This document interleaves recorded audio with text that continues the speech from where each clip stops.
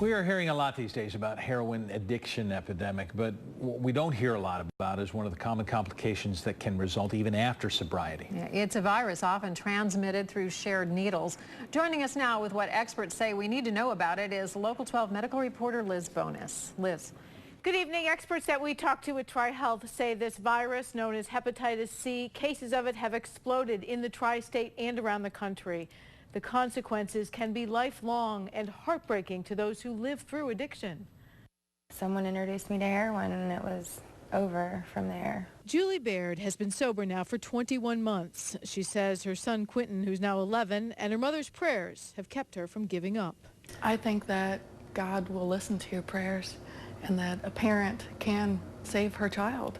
Her mother, Mindy, recently wrote this poem. It's called You'll Never Understand. Until you've had to bathe your adult child and hold them while they cried that they didn't want to die, you will never fully understand. She does understand that too many daughters are dying in this heroin epidemic. Julie hopes her journey will inspire others.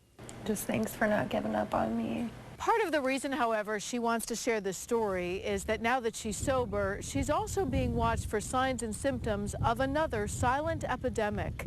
Millions are expected to have this disease from heroin or other causes in the years to come, and we commonly hear of it as hepatitis C. There are almost 1,000 new cases diagnosed in 2015. That's very significant number of new cases.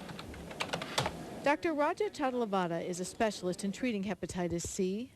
Those cases, just in the area he treats, make states such as Ohio, Kentucky, and Indiana some of the highest in the nation for hepatitis C, according to the Centers for Disease Control. Majority of the patients that get infected, half of them don't know that they even have hepatitis C infection. That is the sad thing. Julie was recently tested for hepatitis C. And they called and they told me to come in and I had it.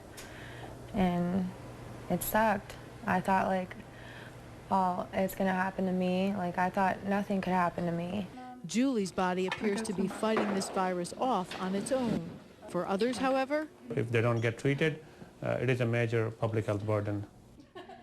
Now that burden partly because this virus can shut down the liver and cause liver cancer, which of course is costly to treat later if people even survive it.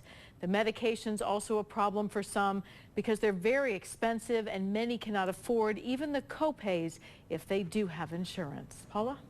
Thank you, Liz. As always, we invite your questions for TriHealth providers. Go to local12.com and click on Ask the Expert.